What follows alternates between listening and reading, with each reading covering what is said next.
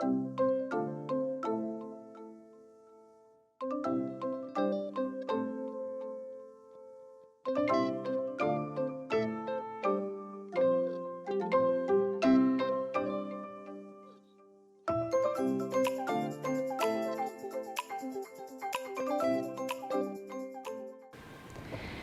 have been saying gender is a social and cultural construct since the beginning of this unit.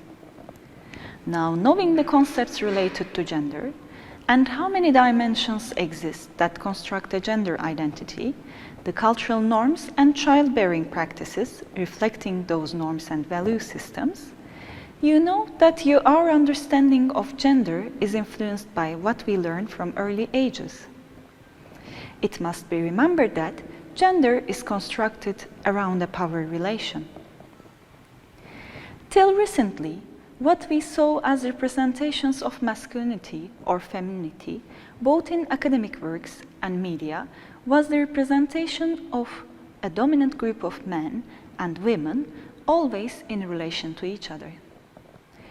What I mean by saying in relation to each other is, what boys are and do is the other of what girls are and do. Before I refer to hegemonic masculinities and how they construct society, let's talk about it a bit more. Hegemonic masculinity is produced, reproduced, and perpetuated in a cyclic pattern. Gendered stratification, learned from childhood, create power inequality. Power inequality creates social and health inequality in the society. This helps manifest patriarchy, that is male hegemony, in the society.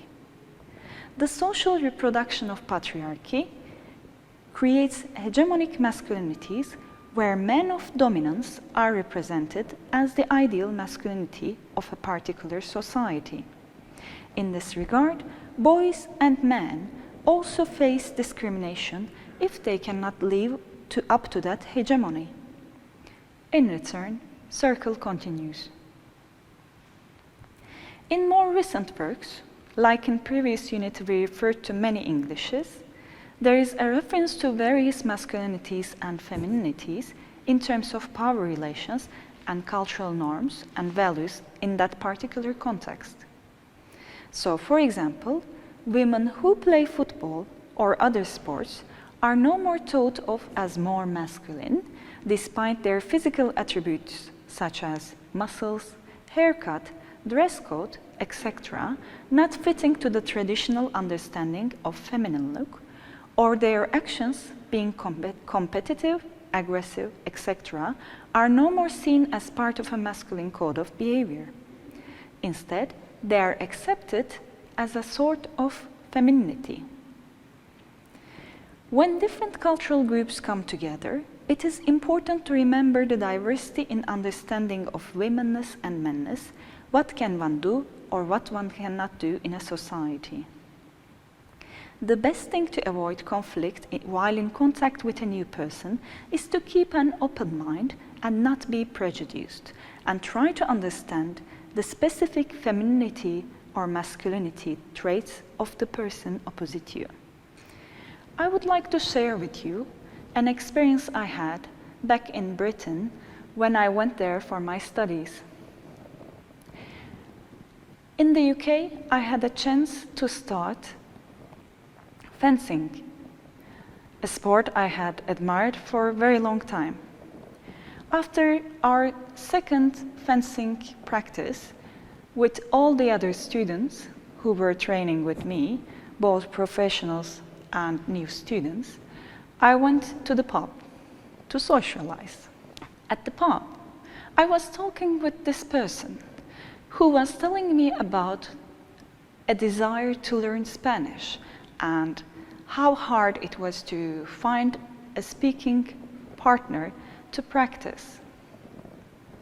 Without realizing my prejudiced language and approach, I responded to the person, assigning him a male identity, that he should find a girlfriend from Spain to practice Spanish. This is a very cultural thing in Turkey, that to learn a language, you should have a partner speaking that language. This is actually a very patriarchal joke, and my approach was not very nice, but the person was not offended, silently responded back to me saying, "Or a boyfriend."